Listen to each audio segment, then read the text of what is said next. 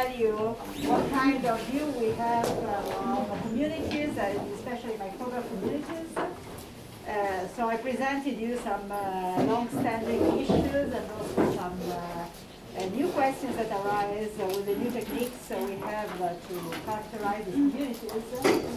What I'd like to do today is to go on a more an abstract level and tell you about something that is actually not that well explored, and this is how and if communities evolve in time. So there are some aspects of this that connect directly to some discussions that people have had in evolutionary theory for a long time about the role of the structure of a population.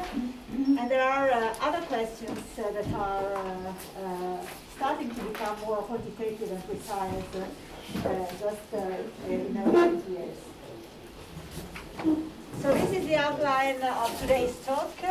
First of all, I'll introduce, for those of you who have never maybe thought very much about how evolution by natural selection works, I will just introduce a few basic concepts. And then, again, I will pause a moment about to think about what are the units that undergo evolution that we are talking of. And this will lead me to define levels of selection, so the fact that selection can happen simultaneously on multiple levels of organization. So we'll make a brief excursion on the debate about group selection, because this has been particularly heated in the community of evolutionary theory for the last, let's say, 3 decades. And I will end up with a case study where I will present a model for evolution in populations of, that have a nested structure.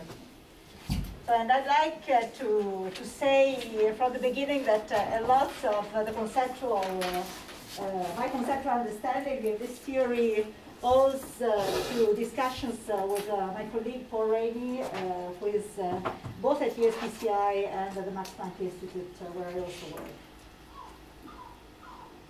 Okay, let's start from just evolution. What do we mean by evolution?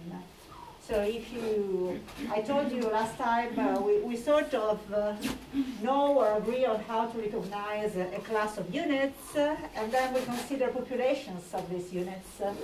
And if this population changes in time, we say that this population is undergoing an evolutionary process. And there are several processes of different nature that can bring in dynamics in the composition of a population. There are some processes that are just affecting the number of units that belong to a given class.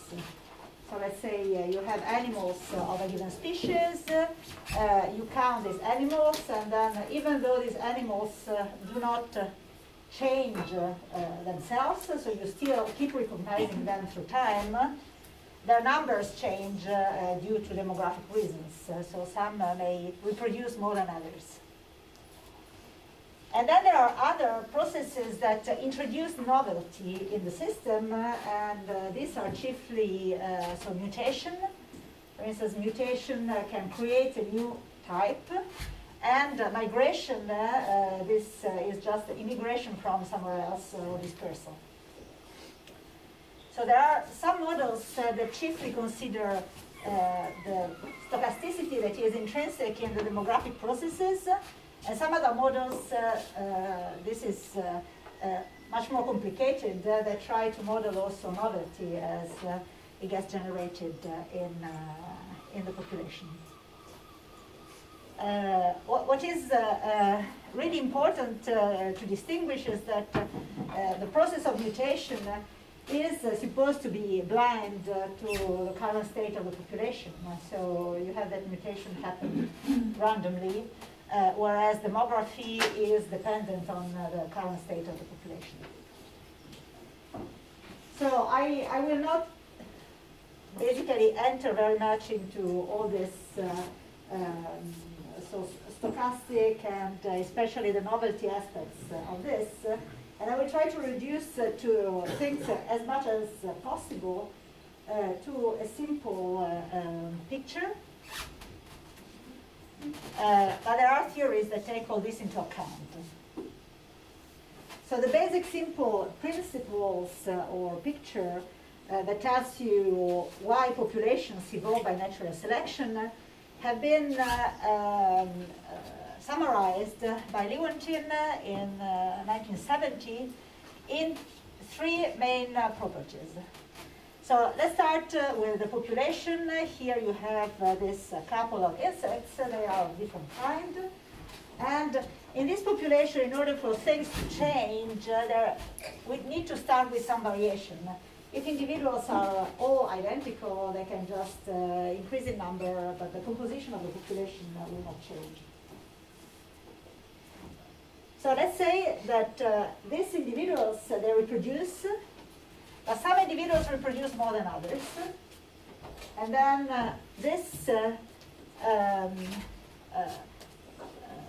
what you expect for a natural system is that the newborn individuals resemble their parents. So you preserve the belonging to a given class. So you have inheritance of this belonging to a class over time. And then you can also see that you have demographic differences. So some individuals reproduce more than others. And all these three different properties are typically summarized in what is called the heritable variance in fitness. And this is the necessary condition for a natural population to undergo evolution by natural selection.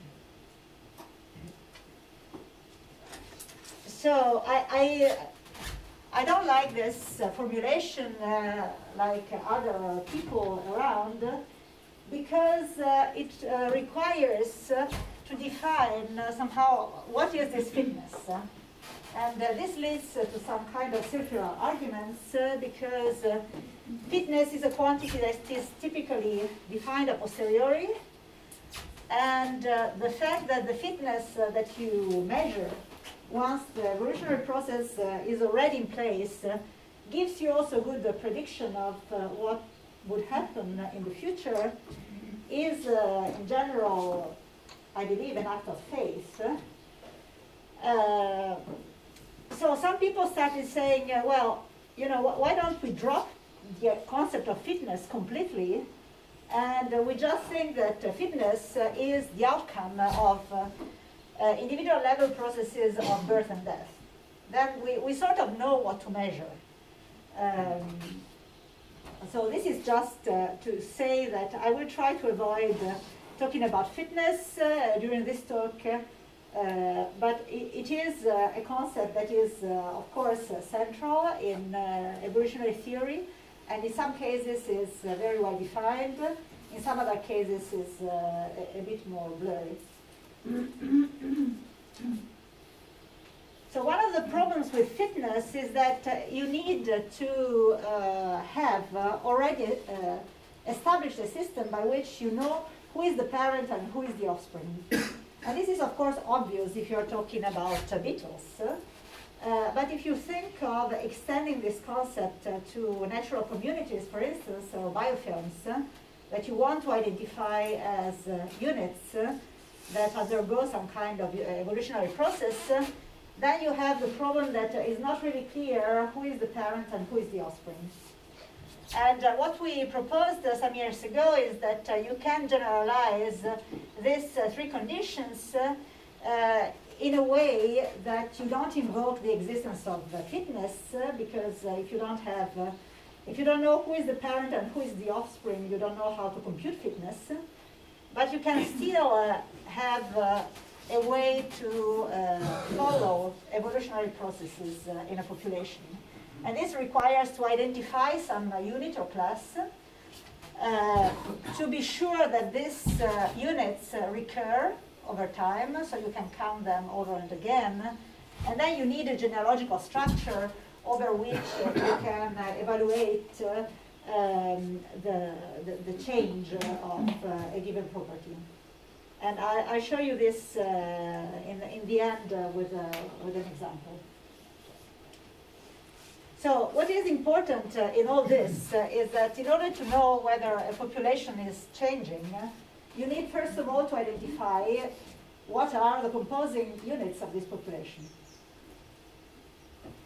And the composing units of these populations have been called by a philosopher of biology, Peter Walker-Smith, Darwinian individuals.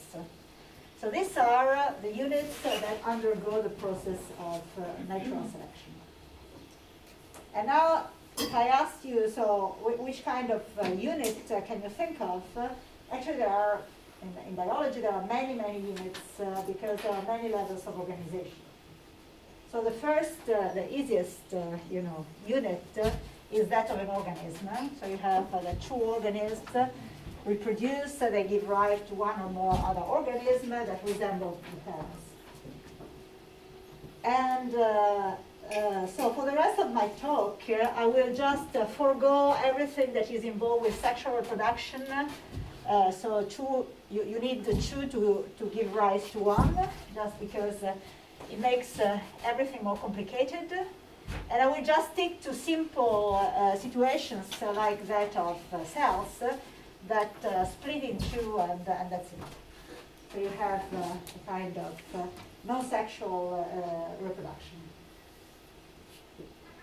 So if you consider cells, for instance, you would think, okay, this is the parent cell, and then the cell divides in two, and you have two other units that resemble the parent.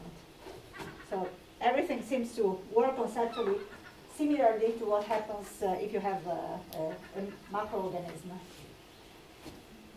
But then people started to say, well, actually, it is not the cell what really remains as the invariable unit, the invariable biological unit.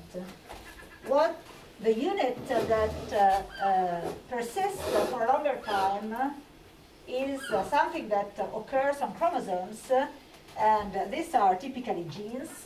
So genes are like, you can keep recognizing them for a very long time.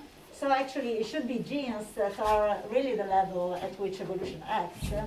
And this is what a big part of evolutionary theory nowadays deals with. So what is the dynamics of the genes that are inside individuals, that are inside a population?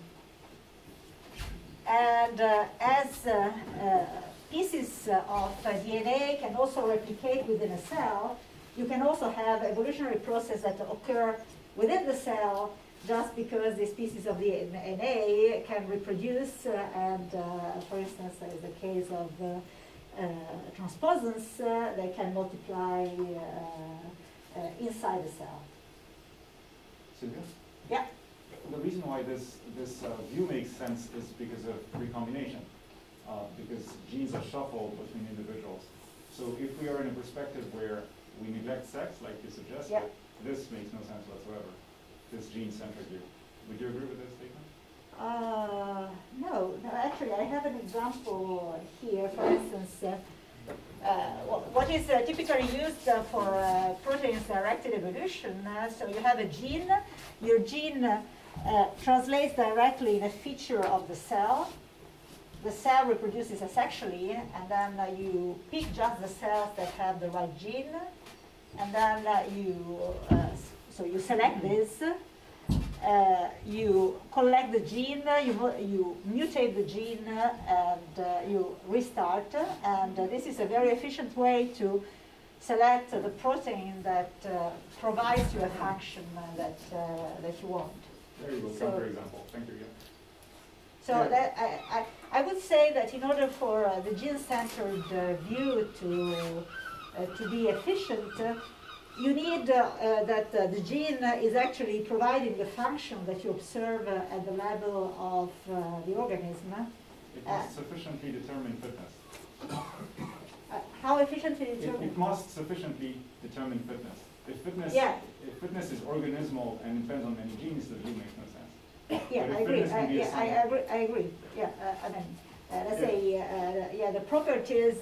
So in this case, fitness is, let's say, the probability of survival of this cell that that carries this gene and has a given phenotype. And this phenotype is simply determined by the gene. Of course, if the phenotype is not determined by the genes, then that's a whole other problem. And I agree. I mean, we don't know in general what is the genotype to phenotype map for many organisms. But in certain cases, it works, and that's where this gene-centered view, why it came to the fore. It came to the fore in the moment when people started realizing that they could explain certain phenotypes thanks to a handful of genes, or one gene. So, but there are not many, the phenotypes you can explain with just one gene. Okay. But, I mean, Yeah. it still makes sense if you don't have to go through the genotype. No, I mean, if you say, I mean, because the phenotype is really something that we like because we like to understand function, but from an abstract point of view, you can say a set of genes following each other is what you call the phenotype, although it's not related to any function, and you can do exactly the same thing. Yeah, it's a bit more delicate than this, Why do you because really it's need- not just that we like to attribute a function. There are also evolutionary processes, so selection that acts at a given level. Yes, but since here the selection is completely artificial, what I claim is that the concept is as valid here if you consider just a set of following genes, for instance. And people who do DNA programming and things like this, they don't really care about the function. Right, so I'm not sure if this is relevant, but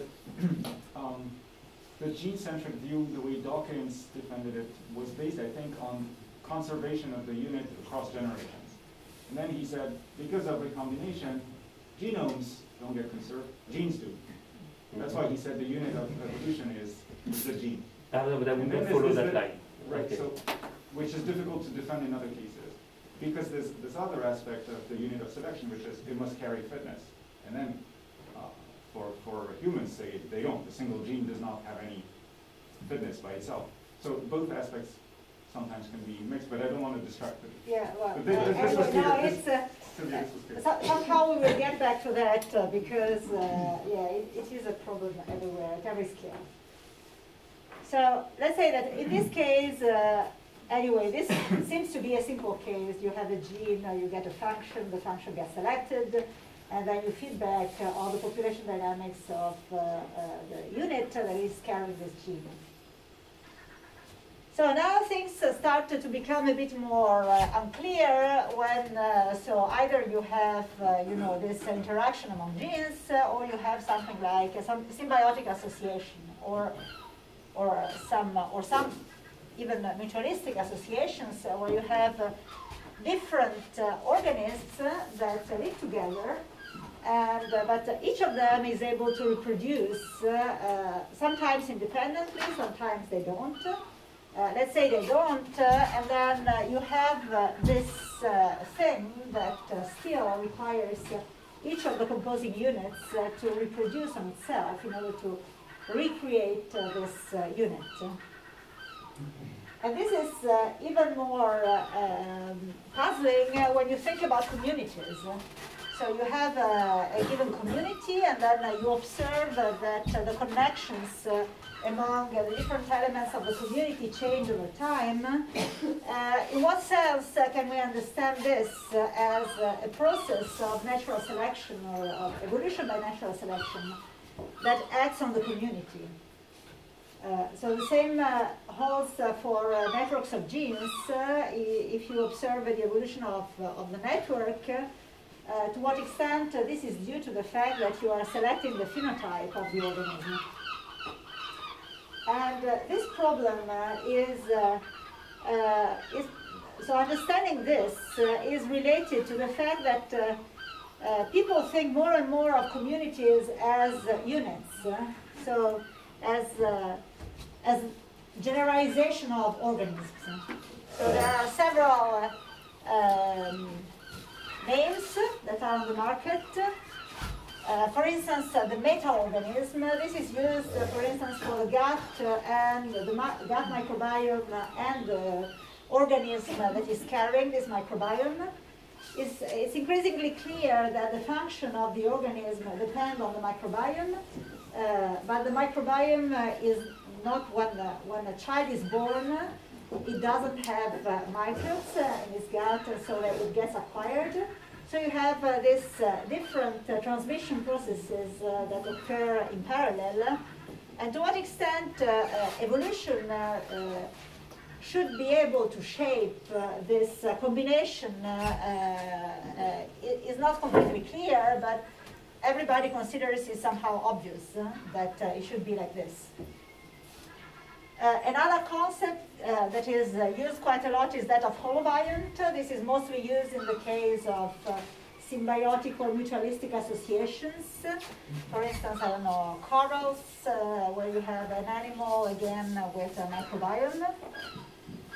And then this is a paper by Mathieu and others where they observed that ecological communities can get structured in a way that you can consider them at the macroscopic level as something that has the property of organisms. Now, the question I would try to address now is to what extent these units that are, I mean, we sort of know how to recognize them, are units from an evolutionary viewpoint.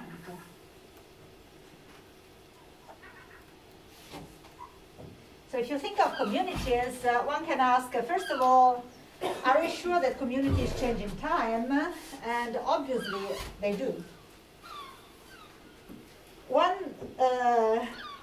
slightly subtle point that I don't think everybody has in the field has really clear is that this variation can occur just because of ecology.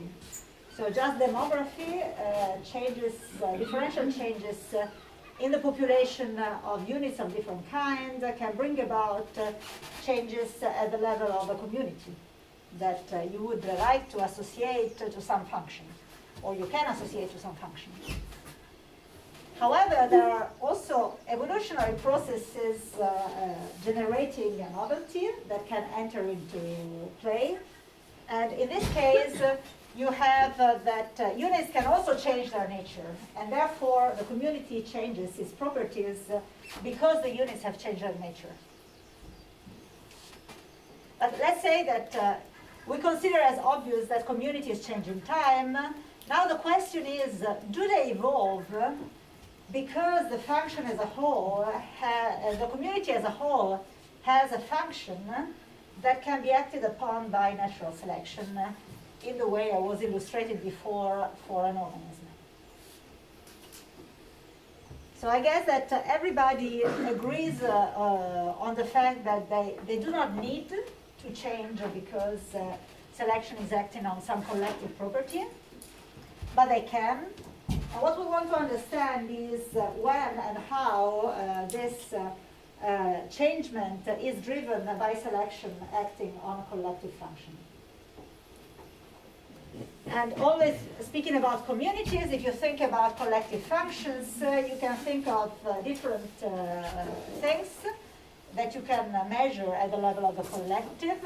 So we saw on Monday biodiversity. For instance, biodiversity might be something you want to select, or primary production, or just the population size or the total biomass of the system.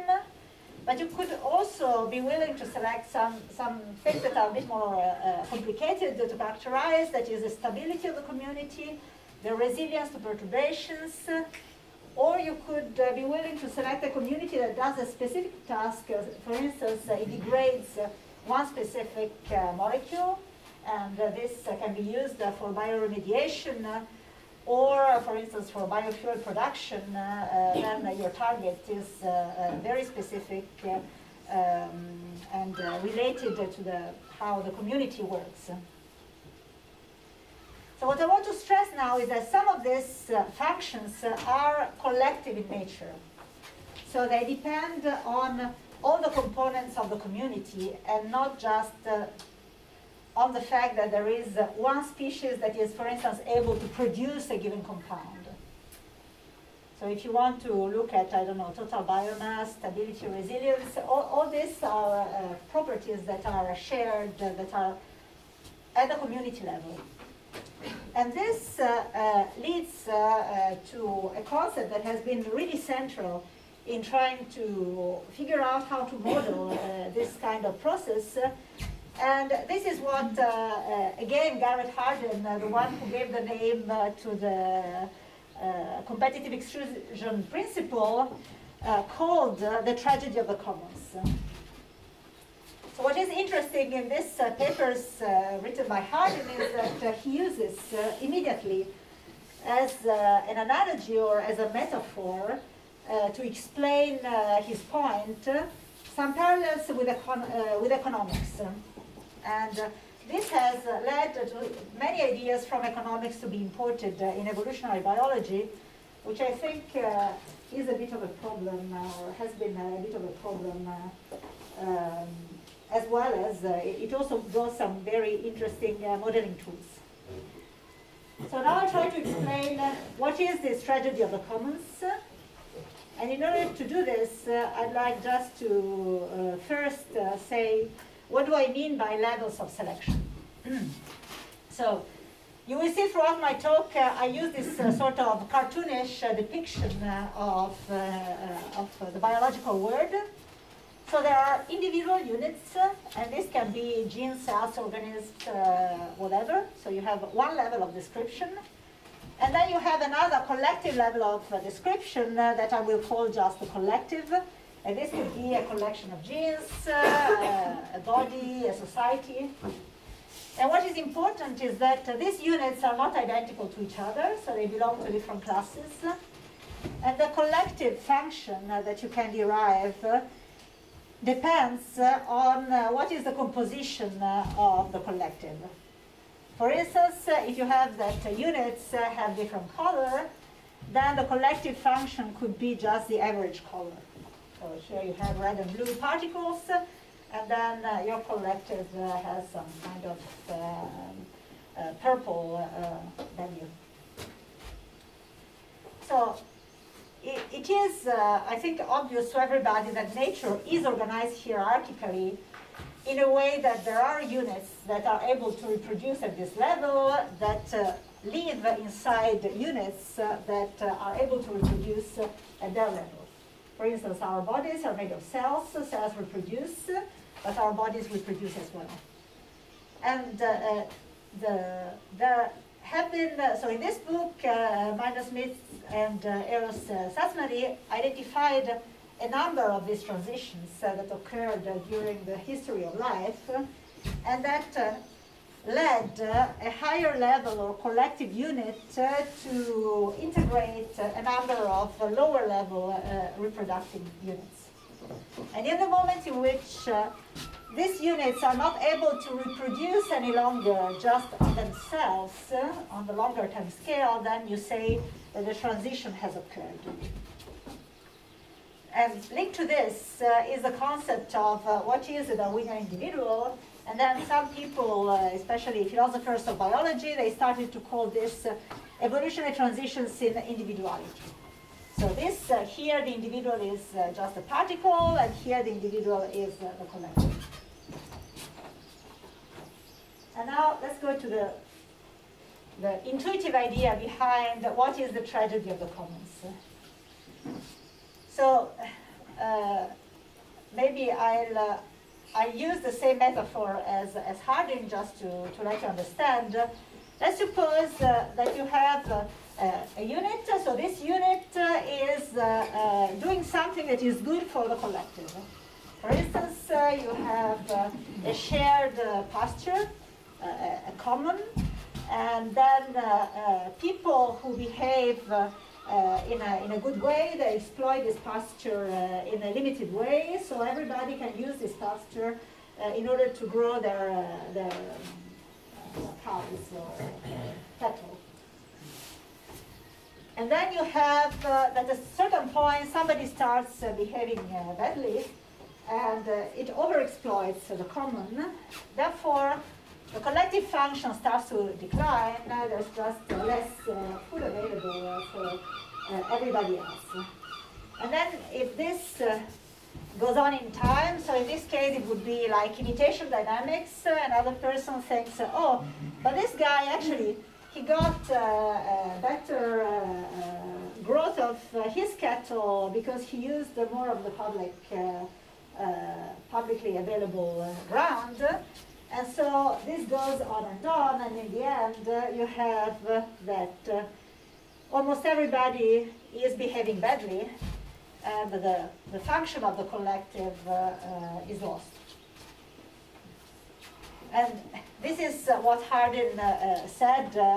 He said it is unavoidable to get here. Basically, anytime you have a function that is collective, you will be prone to exploitation from some units that do not contribute.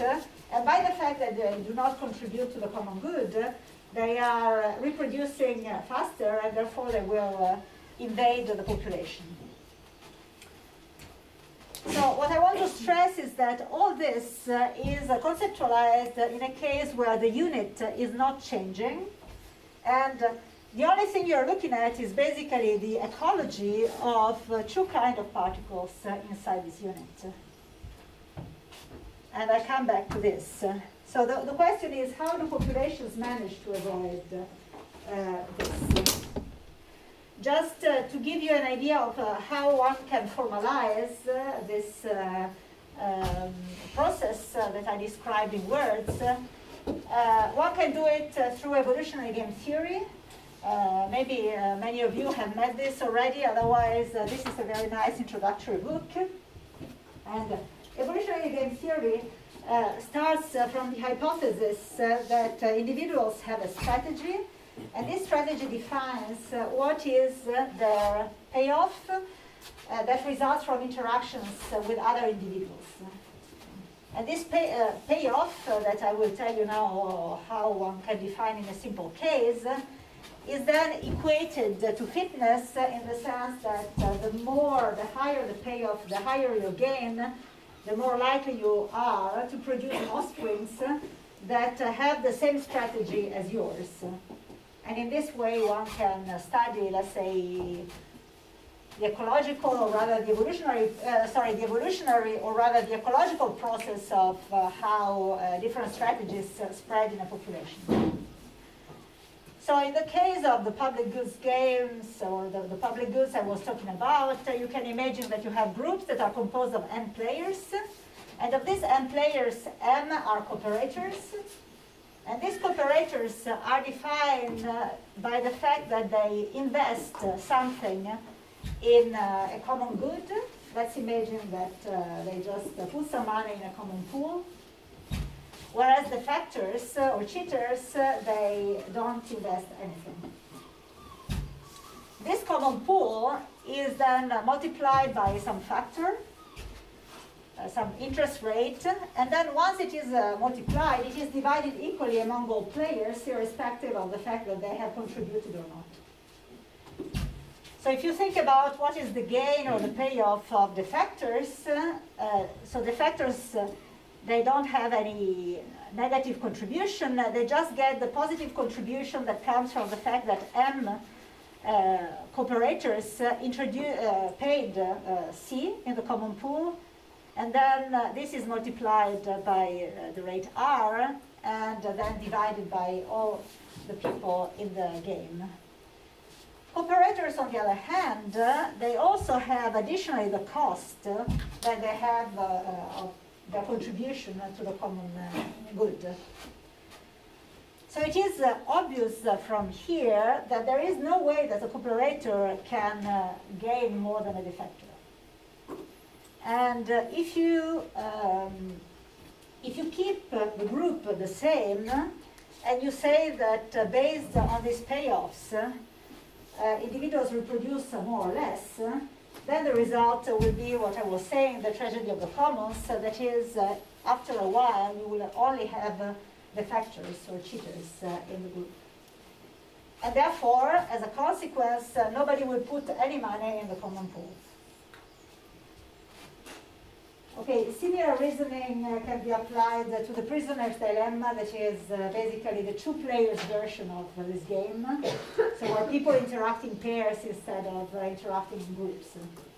Maybe that's it is better known than the public-based games. So how do people explain the fact that this does not bring the collapse of complexity or organization in nature? So there are two main points of view. One is what is called kin selection, and this is based on a concept that's inclusive fitness. And this approach focuses on the individual level. So typically you think that you have individuals are carrying genes, and these genes give rise to a certain trait or strategy or behavior that can have some value for natural selection. And what is important here is to know that even though an individual carries a gene, for instance, a cooperative gene, and so personally he might have a reduction in fitness due to the fact that he carries this gene can be shared with some other individual. Therefore, the fact of being a cooperator with this other individual, it is indirectly favoring the gene that is at the basis of the cooperative behavior. So this just tells you that in order for a cooperative gene to spread in a population, you need that individuals are not completely independent, but that by helping another individual, you are basically helping yourself indirectly. And all this is captured by a very famous inequality that is called the Hamilton's rule, that tells you that the cooperative behavior is evolutionarily stable if the benefits that the receiver gains are sufficiently large with respect to a term that is a weighted, that is, let's say, the product of the cost of this cooperative act, and a factor that is called relatedness, that in certain simple cases is just the genetic relatedness between two individuals. But that in general cases reflects the structure of the population. Basically the probability that a cooperating gene has to help another cooperating gene. So this point of view has been largely prevailed in the last 20, 30 years. And this is mostly because it puts all the attention on the genes, basically, on the individuals. There is another approach that is more now considered to be a bit heretic, and this is what I will mostly focus on, that is group selection or multi-selection models that are instead more focused on grouping. And I'll explain this more later. Just before doing this, I would like to make a point. Can observation tell us apart if the first or the second point of view is better? Actually, it's not that easy. Well, some thinkers say just simply plainly the two are exactly equivalent. So it's just a matter of point of view. You choose one or the other, you get the same result. Some others, they proposed some methods to try and tell which part of the fitness is attributable to the individual and which part of fitness is attributable to the group. And there are, I say, too many ways of doing this. And both these ways, they rely on partitioning the variance in a population in different terms. Just the way you partition this variance depends on whether you start from let's say, the individual center point of view, or if you start from the group level point of view. Okay, I won't go into the details. If you're interested, we can discuss about this. But what I want to stress here is that if you base your interpretation on a partition of variance, you will always find, so these are identities. So since they are identities, you will always be able to partition variance in some way.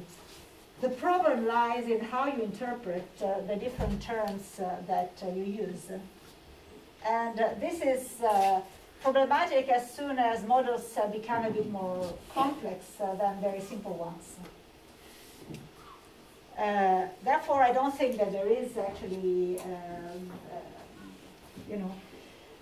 a way out of this except from understanding what is the mechanism, what is actually happening to individuals in an evolutionary process that is nested in groups. And there is also another problem with this kind of partition of variance approaches, and this is that they become very rapidly circular. For instance, let's say that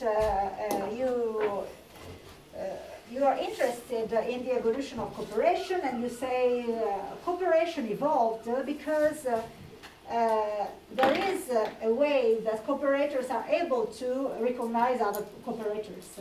And therefore, they have a higher probability of interacting with cooperators than with the factors.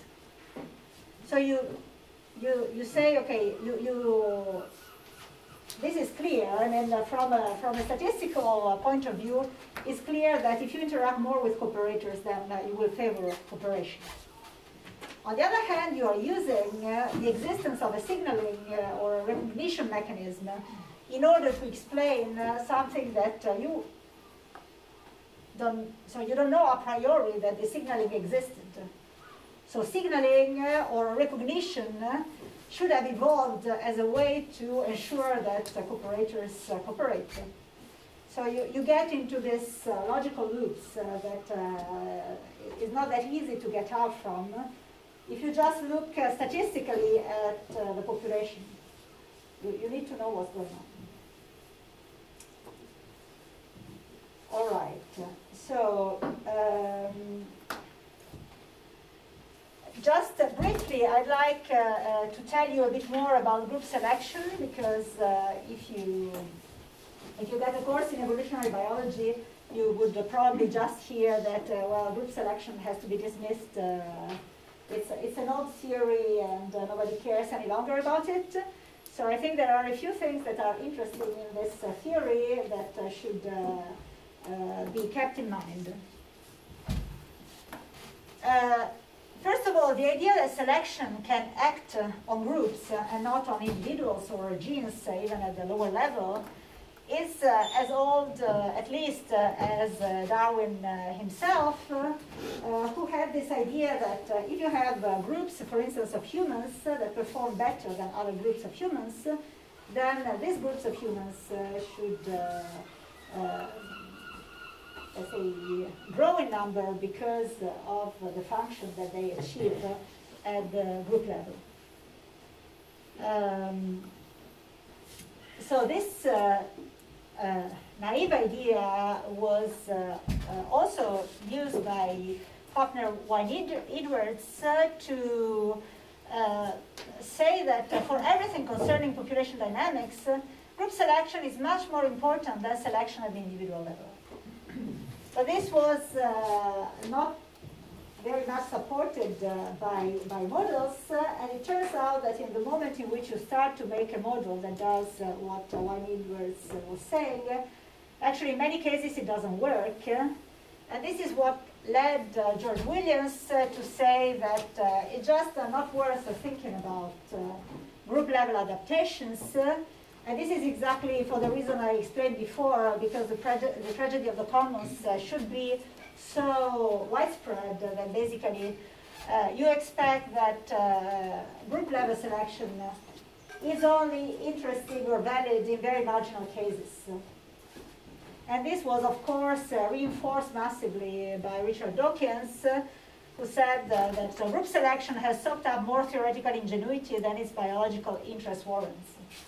So this seemed to be the end of the story. But then came two theoretical biologists, Emil Sommer and David Sloan Wilson, who proposed some models that show that actually, even theoretically, group selection can work. It is a significant evolutionary, they claim it's a significant evolutionary force. And they also say that its products have been amply documented in nature. This is, I think, a bit arguable. But let's say that they, at least theoretically, they show that group selection can work. So this went on and on, and basically group selection became more and more considered to be heresy, and on the other hand, the individual level selection was considered the source of all good, and everything could be explained at the individual level. And so the debate sort of goes on nowadays, and if you want to have an idea about the level of conflict that this has reached, you can go and read this paper, and especially the numerous comments that were published after this. So this paper, in this paper, these authors so Wilson knows quite a lot about eusocial insects. They were proposing that kin selection was not necessary to explain adaptations in eusocial insects. Okay, they did it in a style that was maybe a bit aggressive, but let's say many people felt concerned with this. And there is one reply that has, I don't know how many tens of authors that said, well, no way, this is nonsense, kin selection is everything, and so on. And then some other comments that I think are very interesting that just give you an idea about the degree of understanding that people had of the underlying processes that led to selection of adaptations that are interpreted as group level adaptations. Silvia? Yeah. But then isn't this related also to what you said at the beginning? So what is the unit, in the sense that, I mean, either one accepts that the unit is the smallest thing, or I mean, it's once you start to think to macroorganism. Okay, you can say there is no group selection if your unit is super big, so big that it doesn't interact with anybody, and so it selection acted at this level, and then the group you call it unit, and then that's it. But once you, I mean, if you think that the group, the unit is in reality a group, then, well. Yeah, the problem is that you can define a unit just because you like to define it like this, or sometimes because it's self-evident, a cell, you know where the boundary is. Yeah. Or you can define a unit in terms of the role it plays in natural selection, in evolution of a population of those units. And this is where things become a bit more tricky. I show you now a couple of examples where it is not, I mean, there are some subtleties in doing this. But of course you can define the units at any level you want. And the problem is the process of natural selection acting at this level or I guess another also level? the unit, I mean, if the unit is strongly interactive with other units, well, the concept of unit is not so, maybe, I mean, it's not so relevant except if you want to do theory, but if you want to look at the phenomena, the unit is, I mean, as we know in physics, something that strongly interacts with something else, I mean, at the level, at the microscopic level, it's not a good degree of freedom to look at. Yeah, what people would reply, I guess, is that statistically still you see the signature of this unit even if you look at the level of the group. And this is, Yeah. But you don't understand why. So just, I'll present briefly, so the trait group model, this is the model that proposed Sloan Wilson that really showed that selection can act at the level of a group.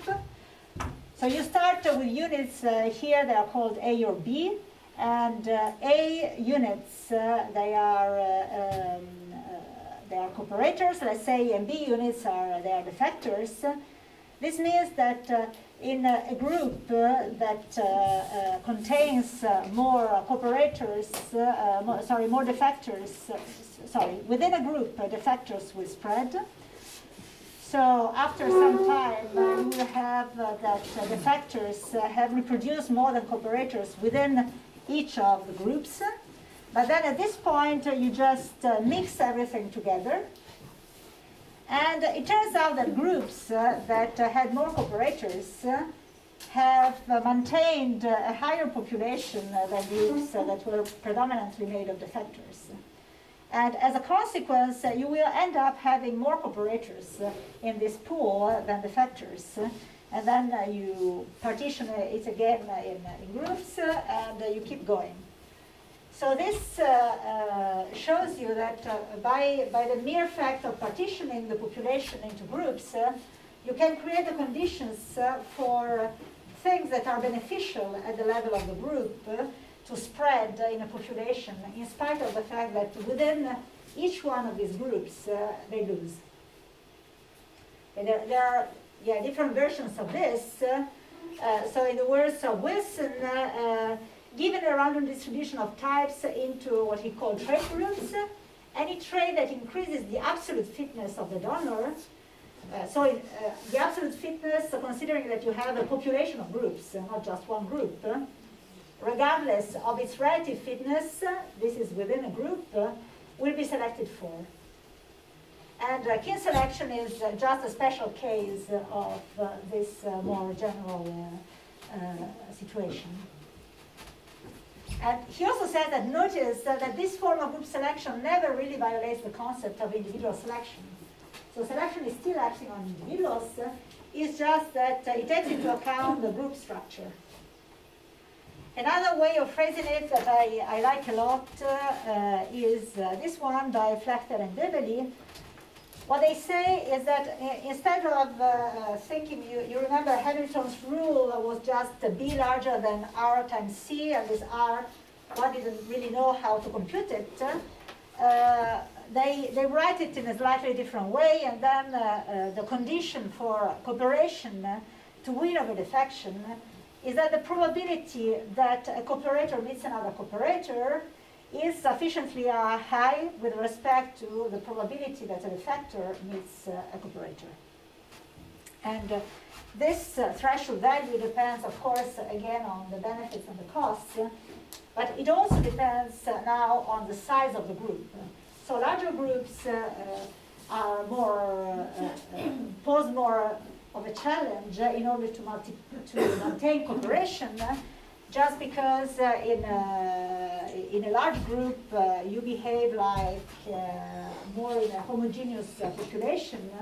So within the group you will have you have the competition within a group will be more important than the action of selection within a group, between groups. Sorry.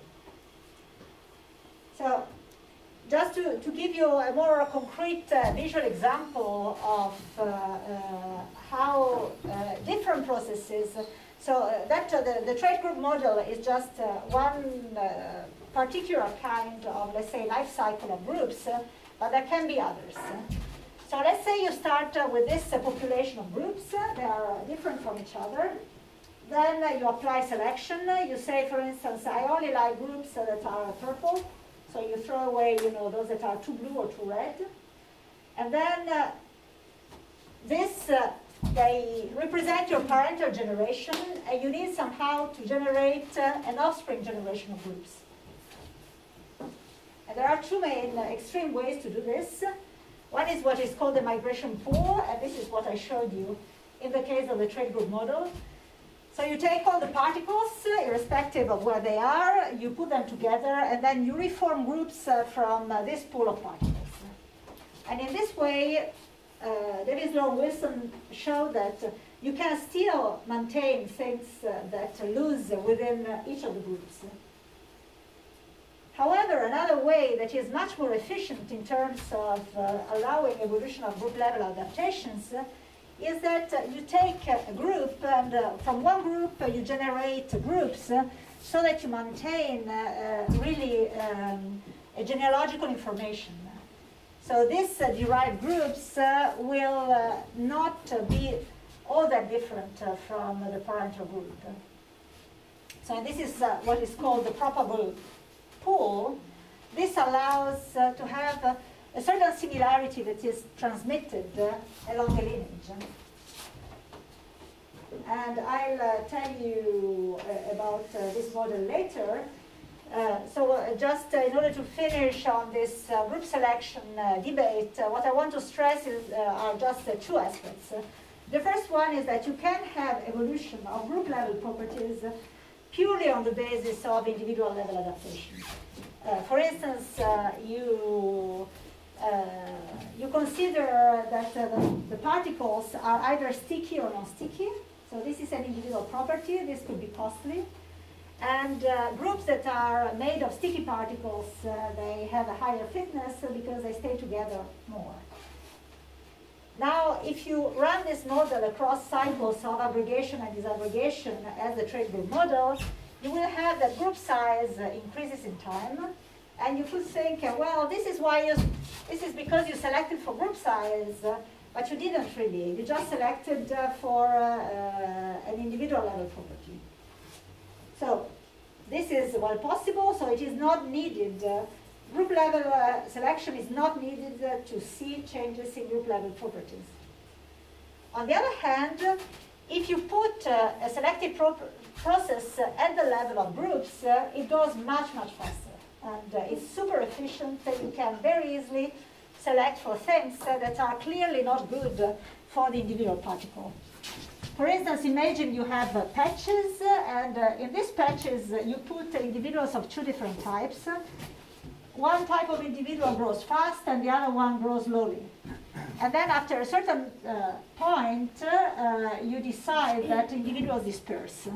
And then they go and recolonize a certain number of patches. So if this happens early, then this population will be larger than this one, and then it will be, let's say, this kind of collective that will end up growing in frequency in the population. However, if dispersal happens later, where the slow-growing type is actually still at a higher population density, then you will have the opposite case. So this is to tell you that if you choose group level selection appropriately, you can easily select for individuals that grow slowly. And this is counterintuitive because usually people think, if you think in terms of individual level selection, individuals that grow faster are considered to be those that should be favored. Yeah? I'm sorry, maybe I missed it, but with respect to the distinction between individual and group selection, I mean, is there a way to distinguish them based on, I mean, I guess that individual selection needs a much longer time to propagate within the population, whereas group selection can act, among different populations. So, isn't there a way to distinguish them based on the fact that the timescale on which they act should be completely different? Yeah, I'll go back to the timescale issue briefly. Yeah, timescales are super important in this problem, and unfortunately not sufficiently recognized. Okay, but what I just wanted to stress, yeah. Can I ask a question on the whole group selection thing? Yeah. So my understanding of that debate is that, at least since Price, everyone more or less agrees that in principle you can have multi-level selection and group selection. The question is, what is the process that maintains variance between the groups so that selection has something to act on? And in the trait group model, that sort of, ad hoc is put in there. Oh, there is something that split things into groups. So I'm just wondering, how should one think about that with what makes the group and what maintains that variance? Because really, in my understanding, that's the key issue here. This is the first point here, actually. Something that has been considered much less than, whether this can work or not. Now it is clear that it can work in many different ways. Some people say the two theories are exactly equivalent. I don't believe they are exactly equivalent. I mean, they are exactly equivalent in the case where you have these migration pools, so where you don't have a genealogy at the level of collectives. Then I think it's exactly, two different ways of counting. So that one question that has come to the fore in the last few years, now there are a certain number of models out, is how does this, let's say, reproduction step evolve?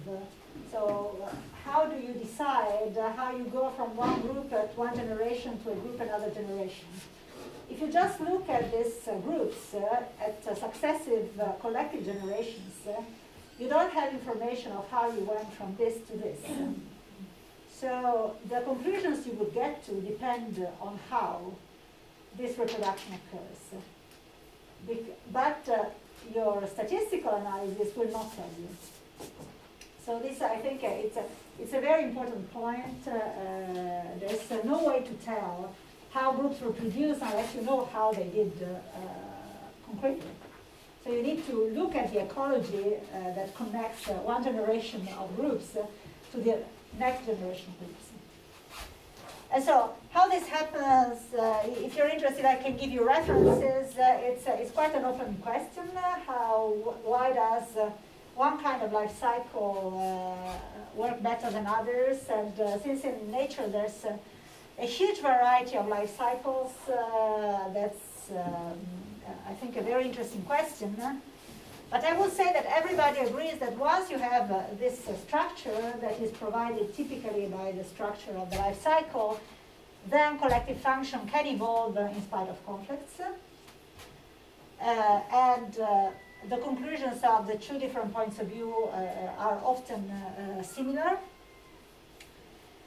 But these points of view, since they are heavily based on these statistical interpretations, they often miss the mechanistic step, and for this reason, I think they don't really provide an understanding about, a causal understanding of the process of selection and evolution of group level properties. So now if we look just at, so let's say we start from the idea that group selection makes sense. So that we take a community, we take a group, and we select at the level of groups.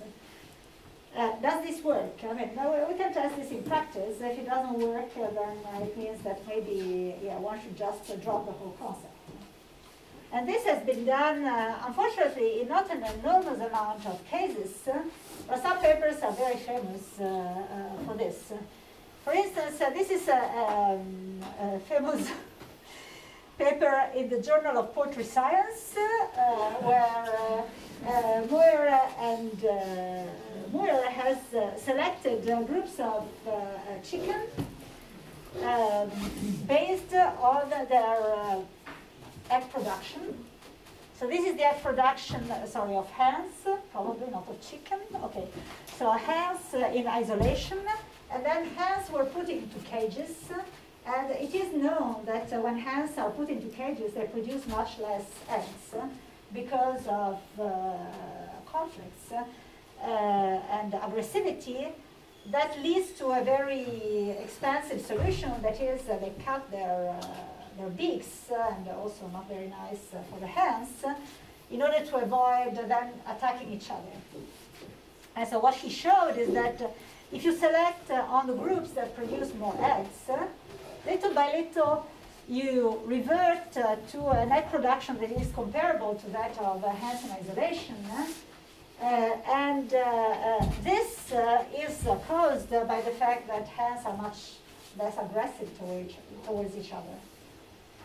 So it seems to work for chicken.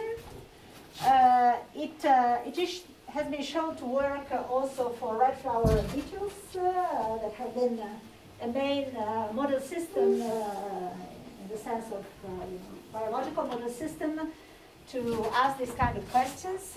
And if you want to read more, Charles Goodnight is one of the fathers of this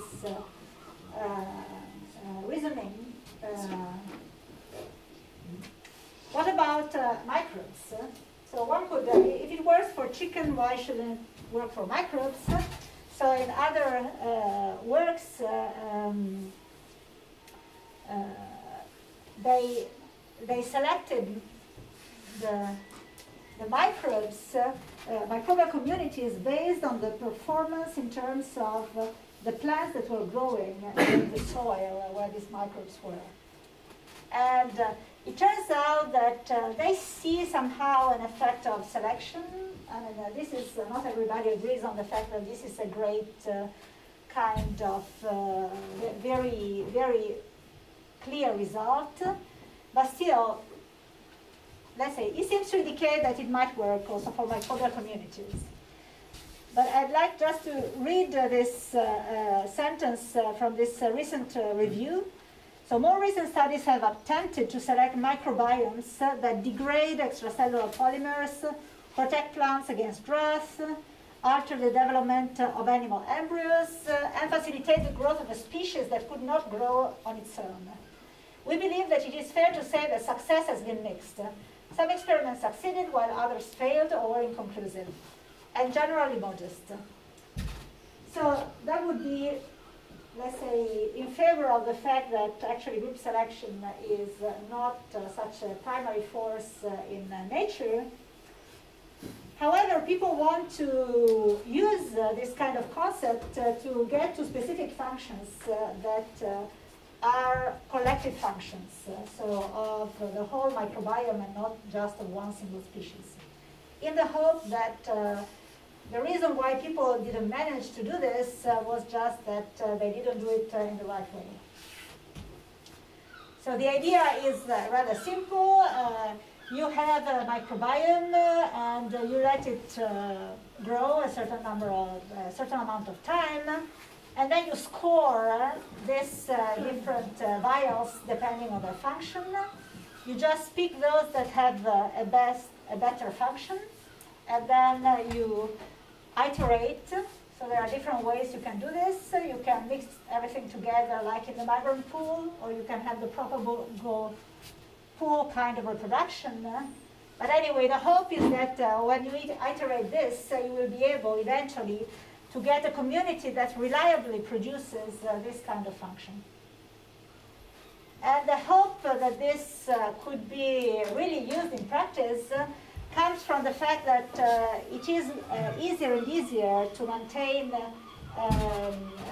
communities in droplets. So these are, for instance, bacterial communities, which paves the way for a high throughput kind of assessment of function. So you don't have just to propagate, you know, the pots with the plant, but you can do thousands or tens of thousands, grow tens of thousands of communities in parallel, and then decide which ones have the function you like. So this led to people to try and understand which parameters do you have to set in these experiments in order to be sure that you get something out of it. And so far, most of our understanding for complex communities comes from numerical simulations. But you can talk to Jules if you want to know more about some attempts to make this a bit more formal. This is a reference to a couple of papers where people have simulated what happens if you have a diverse community and you select for a given function, and then you reseed new communities, you let them grow, and basically the process I was telling you before. So in this paper, they didn't have really evolution at the individual level. So the colors of the cells did not change. The only thing that changed was the abundance of different types. So basically, they show that already if you neglect evolution, you can have selection of a certain property just based on the ecology of the system. And for me, the main take-home message of this work that's been recently published is that one has to take into account all time scales. So there is a transient part of ecology that can be important in the moment in which you stop the ecology at a certain point to go to the next generation of the community. In this other work, the main take-home message, so it's a model that is slightly, I mean, both these models, they are not Caloterra type, but they have explicit resources and explicit, so microbes compete through the resources they use. So in this case, they show that depending on the kind of goal that you give to the community, you select a different kind of communities. But all this is, so it's numerical results, so it's still pretty unclear what is the general case, what one should expect.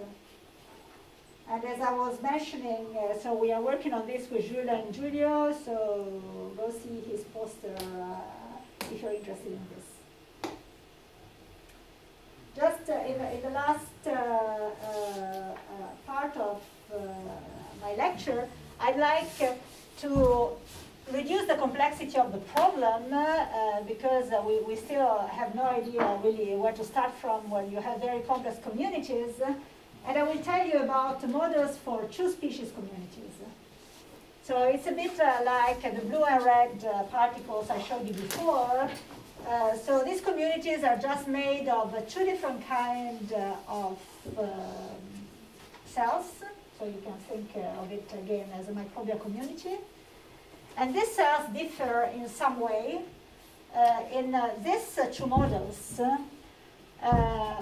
cells were distinguished based on the cost of their behavior and the impact of their behavior either on the production of some product or on the health of their host.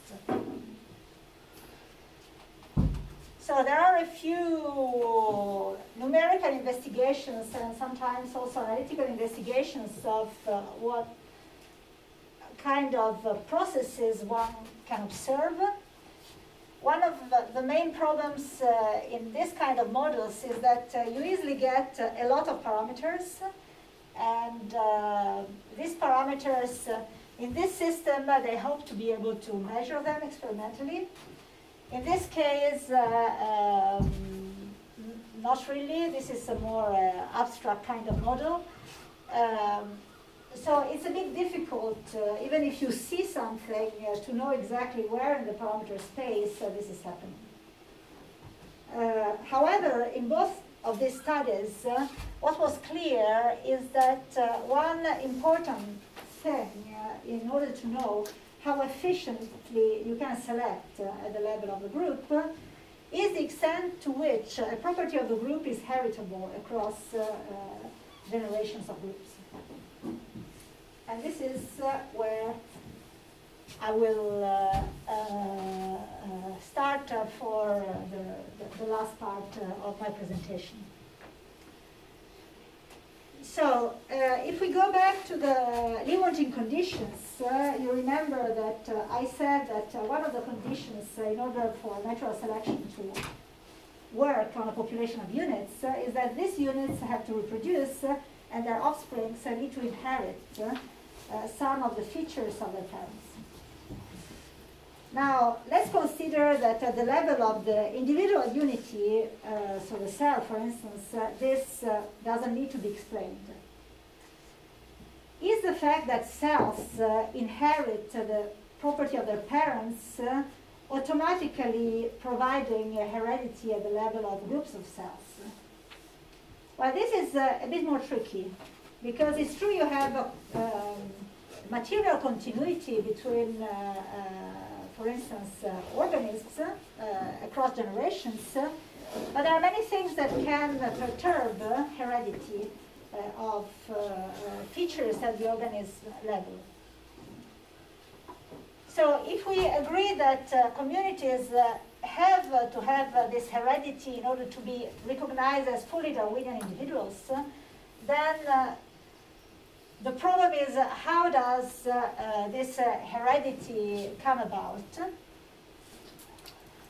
And we don't need instead to explain variability. Variability in nature comes from everything. Is somehow, if you think of a community, it's not that difficult to get diversity within the community. But heredity is not so trivial. So the rest of my talk will be about a model, a simple model to explain the evolution of collective inheritance. And this is a work that I've done in collaboration mostly with Guillaume Doucier and with Amaury Lambert and Paul Rainey. So I'll go back to this simple image I already gave you. I have now a population of groups, and each of these groups contains two kinds of particles, blue and red, and have a collective function that is the collective color. So 50% of blue and red particles means that I have a purple color, and this is what I want to select. And I want to select for this color because it requires to have the two kinds of particles. If you only have one kind of particle, of course, you can't get the purple color. Okay, so this is, by definition, it's a collective property of the system. So I throw away those collectives that are not purple enough. And then I use these collectives to seed another generation of collectives. And notice here that I am letting the groups reproduce.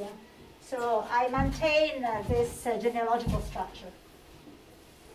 However, this reproduction is done in the same way as one would do in the lab in a serial transfer experiment. Many of you are familiar, for instance, with the Lansky experiment.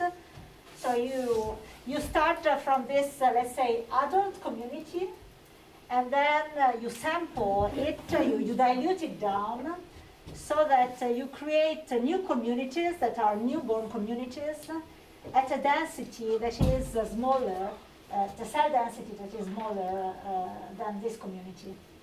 And this is just because you want them to put them in fresh medium and let them grow again. In doing this, you induce some stochastic variations in the composition of these newborn communities. Of course, for bacteria, it means that you have to dilute them down a lot. But still, when they are very diluted, you will have that you start a new population that is actually, that has a higher variance than the one, the parental one. So you can explore new kind of collective states. Now that you have your newborn generation, and I will just, by simplicity, suppose that the size of the collective population remains the same. Now you grow this up again to an adult state. And in this adult state, you will have that some collectives, by chance, all inherited red particles, and therefore they are all red. Some others are blue, and some others are of intermediate colors. So again, you can keep going. So you apply selection again on the collective color, and you start this cycle over again. So I will mostly focus on what happens to the phenotype, that is just the color of a collective across these two adult generations. And this is mostly because the newborn generation is much more variable because of the stochasticity at birth. But you see that during this evolution, the little blue and the little red, they have the same parameters. I get yeah. So in this example I showed, they don't change parameters, but they will. No, but here the blue, for example, have reproduced more than the red inside the groups. Yes, it can, for instance. Yeah. Okay. So they are also They are not equal. Sorry, they are not equal. So all the blue are identical and all the red are identical, but their parameters are different. Yeah. Otherwise, it wouldn't make a lot of sense to call them blue and red. So, Yes. no? I mean, yeah, you can have a neutral model also, but let's say we are interested in the fact that you have two things that are, from the beginning, they are different. One grows faster than the other. So there are several processes in this model. So one is, as I was mentioning, collective reproduction by dilution. So the stochastic variation of newborn communities depends on the bottleneck size, which is something that the experimenter can fix. And I will say that this is a collective level parameter. This is something that is independent of the biology of the system. It's just you who decide how much you want to dilute. And then there are other things, other parameters that are instead particle level parameters.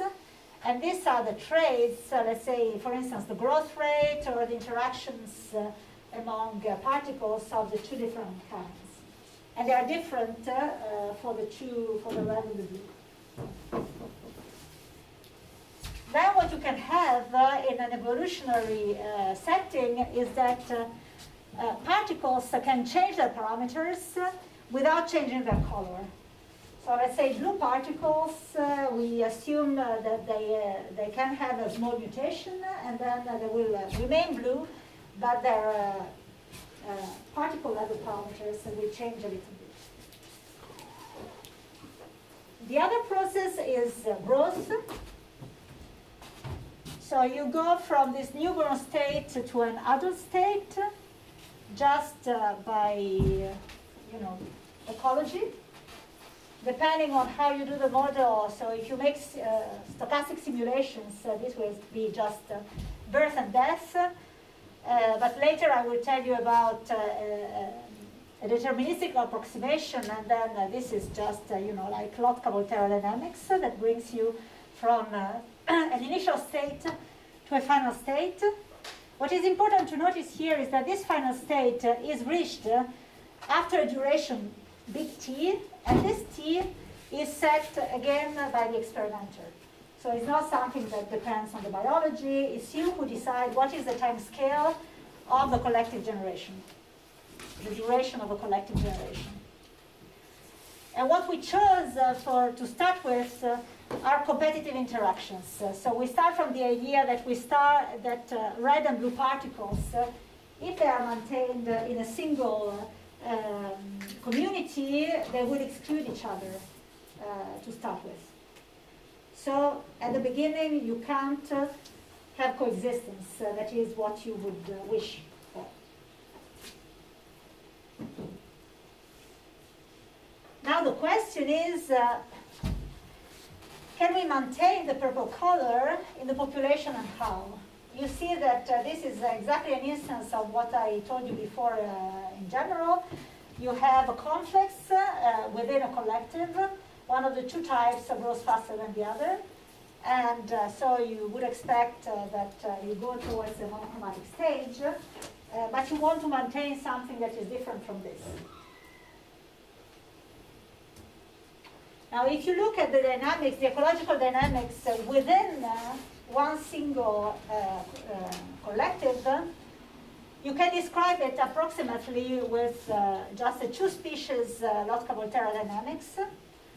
And this system will tell you if my newborn state is here, the dynamics, this is so the number of red cells, and this is the number of blue cells that will change in time.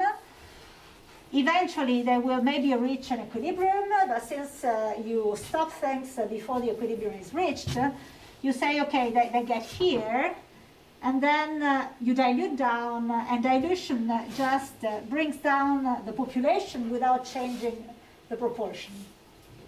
If the system is, so I took away all the stochasticity here, everything is deterministic.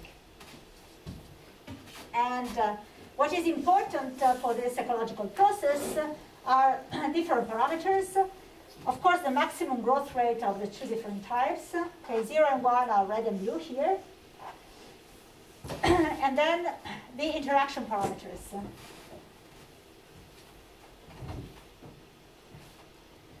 So dilution brings you back on so that line that is set by the bottleneck size.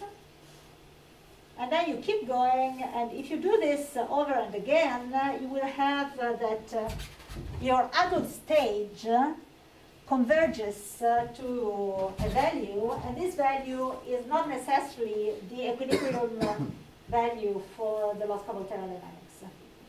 Is it even clear that it converges to something? No. And I tried to find a way to demonstrate this. Is not that obvious, even though, yeah, one would think that you can define some kind of Lyapunov function or whatever, but yeah. Yeah, this is, I think, a fairly good example that in the moment in which you start having to take transients into account, everything becomes massively difficult, even though you know all the parameters of the system. So a way to represent this, so how the adult state of the collectives, in this case just one collective that is reproduced over and again, changes in time, is to use this function that we call the growth function that tells you what is the color of an adult given the color of the newborn. Basically, it just connects the initial condition to the condition, the state of the system after a time big T.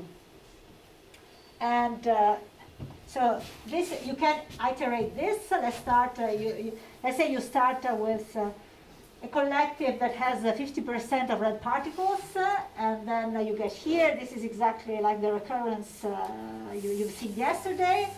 Now the newborn will have this kind of composition, and then if you go on, you will have that, you will end up with a monochromatic collective where all particles are red, and this is because the fact that this curve is convex is due to the fact that the red particles grow faster at the beginning. So this is, let's say, what happens at the beginning before we let anything evolve. Sorry. Of course, the sampling at birth makes so that the position here is not that deterministic. But still, this function will tell you where you go in the other state. Now let's put this into a genealogy of collectives. So collectives get selected at the collective level and they get reproduced as I explained before. So what happens if you don't impose any selection, first of all, at the collective level? You just have lots of collectives that are started in different states, and you let them propagate through their lineage. Here you have represented the lineages of the different collectives with their composition. And what you can see is that, as you would expect, in the end, you only have two kinds of collectives, either all red or all blue. So typically, there will be mostly red if red particles grow faster than blue particles. But you can also have some monochromatic blue states in the case in which just by sampling, you have only sampled the blue particles, and therefore you only remain blue. But let's say that the two extreme Ks are absorbing states. Once you are in there, you don't move any longer. Now what happens if you start selecting particles, collectives, based on their color? So as one could sort of intuit, if you select around 50% of red and blue particles, you can just keep picking up the collectives that are closer to 50%. Then their state will change a bit as they generate their newborns. It will spread the newborn state around, which will lead to the phenotype of the collective, so the color to spread around again. But as long as you have enough stochasticity in this sampling, and as long as the differences in growth rate are not too extreme, you manage to maintain an average color that is around 50%. So this, of course, is effective if you have sufficiently big populations, and so it might just fail sooner or later. But in general, it is possible to maintain in big populations of collectives to maintain the color. And this is what Zasmeri called the stochastic correction mechanism.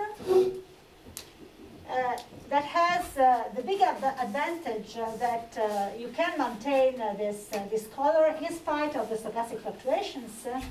However, it is a very low yield process. So in order to maintain this color, you just have to hope that some collectives manage to have a decent color so that you can keep them in the game. So the variability of the color will be high and will remain high. Now what happens if we allow particle level parameters to evolve, as I said before? So particles maintain their color, they just change their interaction parameters or their maximal growth rate parameters. And if you look just at the level of the collective phenotype, you see that over time, you converge towards the value that you wanted to select for. So the variability here in the end of the evolution is much, much smaller. You don't really need lots of noise, lots of stochasticity to maintain the phenotype that you wanted to select. And this is even more clear. So, well, this is the same. It's just maybe a bit more clear that you have a concentration of the distribution of, if you want, of your phenotype around the value that is selected. What is interesting is that this collective color has become heritable in the end of this simulations.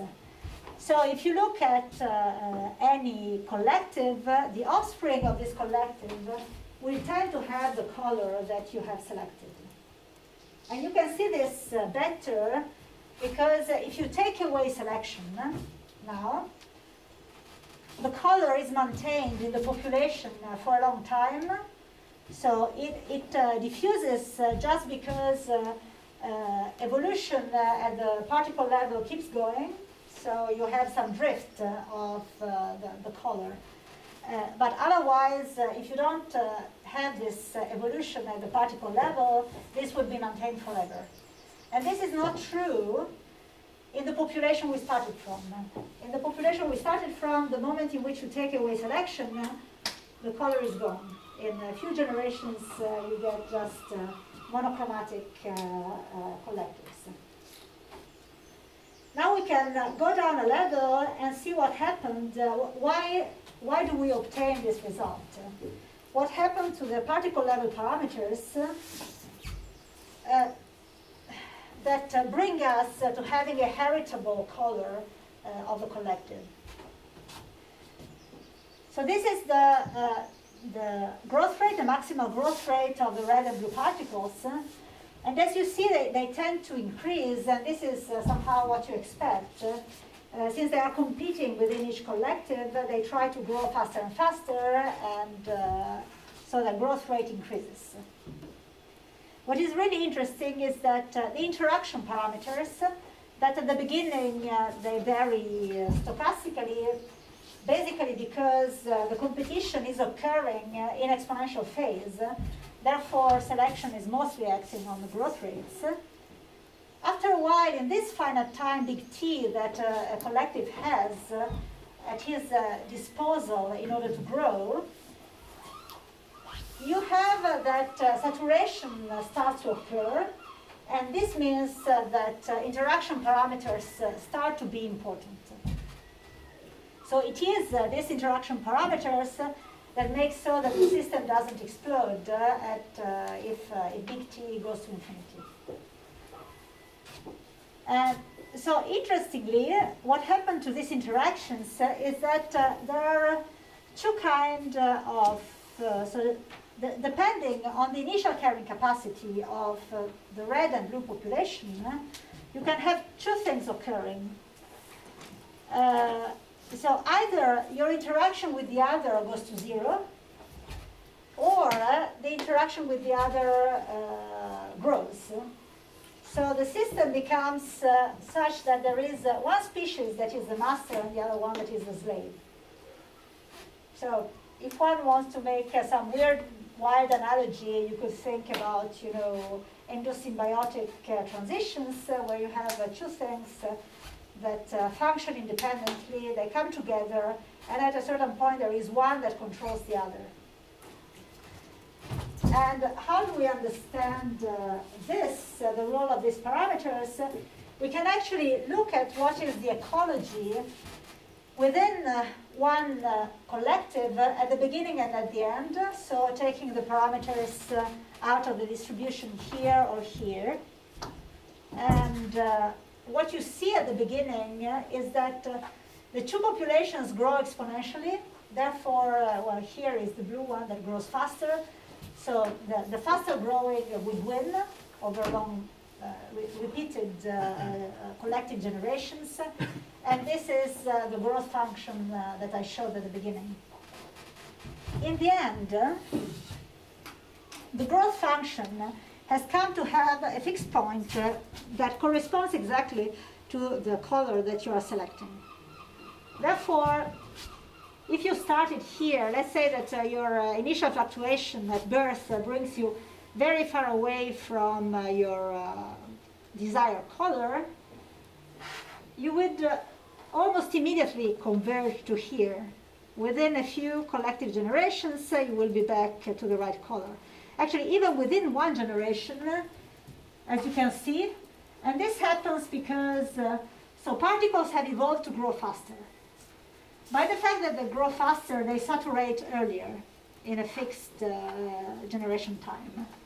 And therefore, they both converge to this value that is the objective value. How can they do this? Well, the one that would grow to a higher carrying capacity if it was alone needs to realize that there is the other particle type, and therefore reduce its growth rate in the course of time. So this, the equation for this will have a density-dependent term that depends on the density of the blue particles. On the other hand, the blue particles, they just can forget about the red particles. They are the master, they just reproduce as they want.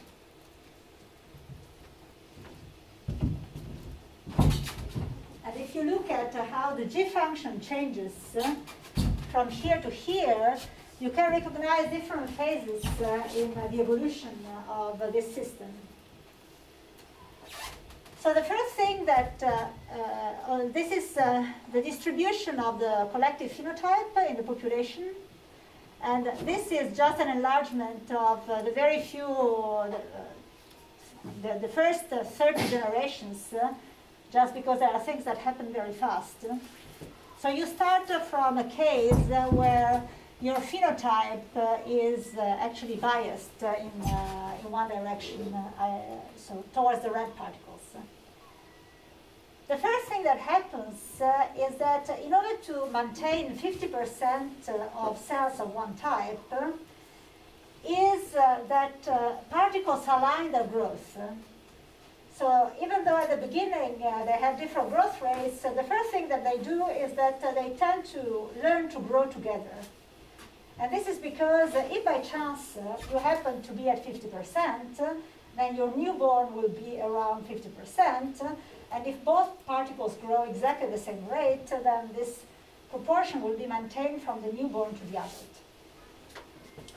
But this is a very tricky solution because fluctuations will always happen, so it doesn't really allow for the phenotype to really converge to, any phenotype is maintained. So if you start at 20%, you will maintain 20%. So it's not really selecting that color. So what happened at a second stage is that you have the creation of an internal fixed point for the G function. And this internal fixed point doesn't need to be 50%. You just have that interactions make so that the G function has a fixed point somewhere. But then this very, very quickly migrates towards 50%. Still, at the beginning, you have a lot of variability in the phenotype. And this is mostly because your newborn state is still very important in determining what will be the adult phenotype. What happens later is what developmental biologists would call like improving canalization.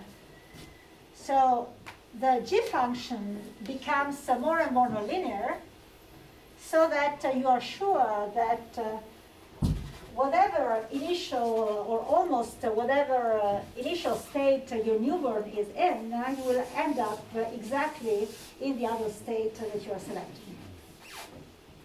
And this occurs by the fact that the different types learn to talk to each other.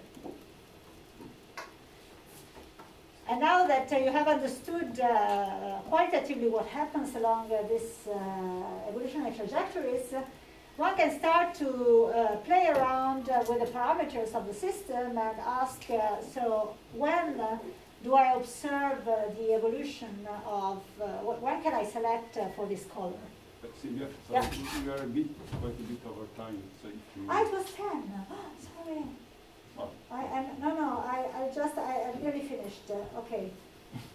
Okay.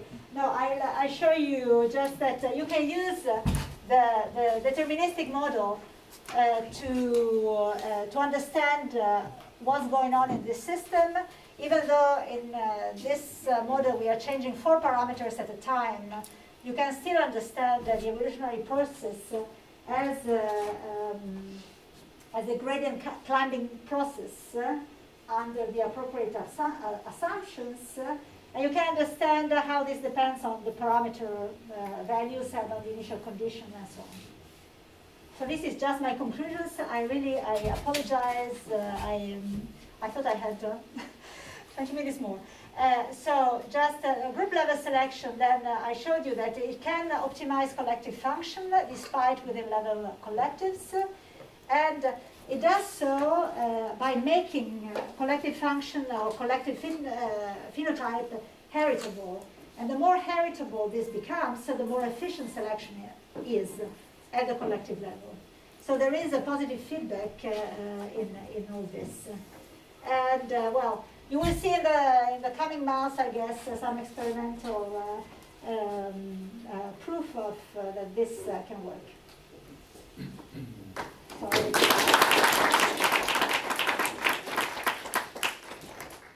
right, so I propose if you have questions, you can ask directly Yeah. to